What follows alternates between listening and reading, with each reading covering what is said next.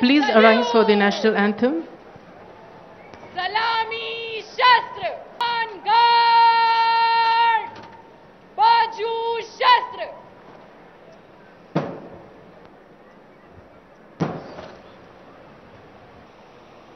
తెలంగాణ ప్రజలందరికీ తెలంగాణ జాతీయ సమైక్యతా దినోత్సవ సందర్భంగా నా హృదయపూర్వక శుభాకాంక్షలు. 1948వ సంవత్సరం సెప్టెంబర్ 17వ తేదీన తెలంగాణ సువిశాల భారతదేశంలో అంతర్భాగంగా మారింది. రాచరిక పరిపాలన నుండి ప్రజాస్వామ్య దశలోకి పరివర్తన చెందింది. అందుకే ఈ సందర్భంగా జాతీయ సమైక్యత వజ్రోత్సవాలను ఘనంగా జరుపుకుంటున్నాం. ఇటీవలనే భారత స్వాతంత్ర వజ్రోత్సవాలను దేశంలో ఏ రాష్ట్రం నిర్వహించినంత ఘనంగా ప్రతి హృదయంలో భారతీయ భావన ఉప్పొంగేలా 15 రోజుల పాటు అద్భుతంగా మనందరము కలిసి జరుపుకున్నాం. దాని కొనసాగింపుగానే జాతీయ సమైక్యతా వజ్రోత్సవాలను నేడు మనం నిర్వహించుకుంటూ ఉన్నాం. స్వతంత్రం రాకముందు భారతదేశ స్వరూపం భిన్నంగా ఉండేది. కొంత భాగం బ్రిటిష్ వారు నేరుగా పరిపాలించే బ్రిటిష్ ఇండియాగా ఉంటే మిగతా భాగం సంస్థానాధీశుల పాలనలో ఉండేది. కొన్ని ప్రాంతాలు ఫ్రెంచు పోర్చుగీసు వారి వలస పాలనలో ఉండేవి. ప్రపంచంలో ఏ దేశమైనా పరిణామ క్రమంలో సమగ్ర రూపాన్ని సంతరించుకుంటుందనే విషయం మనందరికీ కూడా తెలుసు. మన భారతదేశం విషయంలో కూడా అదే జరిగిందని మీ అందరికీ మనవి చేస్తూ ఉన్నాను. తెలంగాణ సమాజం రాచరిక వ్యవస్థ నుంచి ప్రజాస్వామిక స్వేచ్ఛ వైపు పరివర్తన చెందడానికి యావత్ తెలంగాణ సమాజం అద్భుతంగా కృషి చేసిన మహోజ్వల సందర్భం మనందరికీ సువిదితమే. నాడు అవలంబించిన అనేక వ్యూహాలు, జరిపిన పోరాటాలు, నెరపిన త్యాగాలతో నాటి తెలంగాణ ప్రజలందరూ భాగస్వాములే. ఆనాటి ఉజ్వల ఉద్యమ సందర్భంగా తెలంగాణ కీర్తి కిరీటంలో శాశ్వతంగా కలికి తురాయిగా నిలిచిపోతుంది.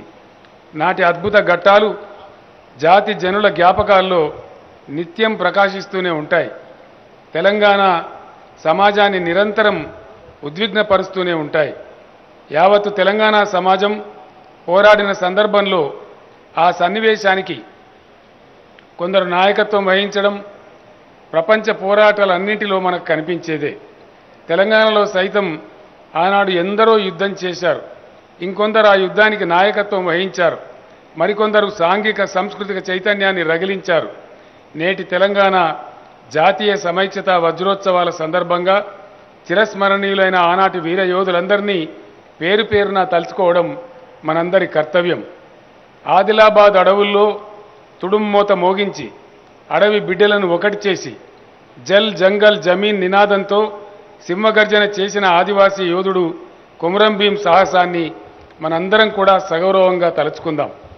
భూస్వాముల ఆగడాలకు బలైపోయిన దొడ్డి కొమరయ్య అమృత్వాన్ని వినమ్రంగా గుర్తు చేసుకుందాం.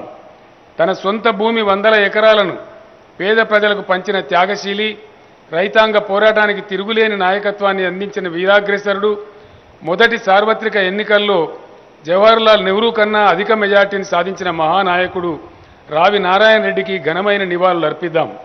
లోకమాన్య బాలగంగాధర్ తిలక్ ప్రేరణతో రాజకీయాల్లో అడుగుపెట్టి హైదరాబాద్ స్టేట్ కాంగ్రెస్ను స్థాపించి పివి నరసింహారావు వంటి ఎంతోమంది నాయకులను తీర్చిదిద్దిన స్వామి రామానంద తీర్థను ఈ సందర్భంలో మనం స్మరించుకుందాం. తెలంగాణ పల్లెల్లో గ్రంథాలయ స్థాపనను యజ్ఞంలా నిర్వహిస్తూ కఠోరమైన జైలు శిక్షలకు విరవకుండా మొక్కవోని ధైర్యంతో పోరాడిన సర్దార్ జమలాపురం కేశవరావు, వట్టికోట అల్వార్ స్వామిల కృషిని ఈ సందర్భంగా మనం కొనియాడుకుందాం. భూ పోరాటాలకు గొప్ప ప్రేరణ ఇచ్చిన వీర వనిత చాకలి ఐలమ్మ స్ఫూర్తిని అందరం కూడా ఆవాహన చేసుకుందాం. ఐలమ్మ పోరాటానికి దన్నుగా నిలిచి ఉద్యమాన్ని మలుపు తిప్పిన వ్యూహకర్త, వందలాది ఎకరాల తన సొంత భూమిని పేదలకు పంచిన మానవతావాది, మచ్చలేని మహానాయకుడు భీమిరెడ్డి నరసింహారెడ్డి గారిని ఈ సందర్భంగా సవినయంగా స్మరణ చేసుకుందాం. జనగామ సింహంగా పేరుగాంచిన నల్లా నరసింహులను జీవితాంతం పీడిత ప్రజల గొంతుగా నిలిచి గీత కార్మికుల అభ్యున్నతి కోసం జీవితాన్ని అంకం చేసిన బొమ్మగాని ధర్మభిక్షం గౌడును, ప్రజా పోరాటానికి సేనానిగా నిలిచిన వీరయోధుడు ఆరుట్ల రామచంద్రారెడ్డి, ఆయన సతీమణి ఆరుట్ల కమలాదేవిల త్యాగాలను ఎల్లెడలా సదా స్మరించుకుందాం.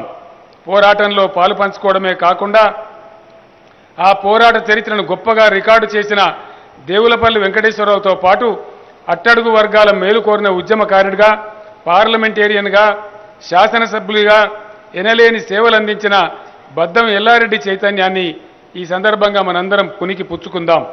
నిర్బంధాలకు ఎదురొడ్డి నిలిచిన అక్షర చైతన్యమూర్తులు సురవరం ప్రతాపరెడ్డి, ప్రజాకవి కాళోజీ, మగ్దూం మొయ్యుద్దీన్, షోయబుల్లా ఖాన్, బండి యాదగిరి, దాశరథి కృష్ణమాచార్య, సుద్దాల హనుమంతుల రచనల్లోని ఉద్వేగాన్ని నిరంతరం నిలబెట్టుకుందాం.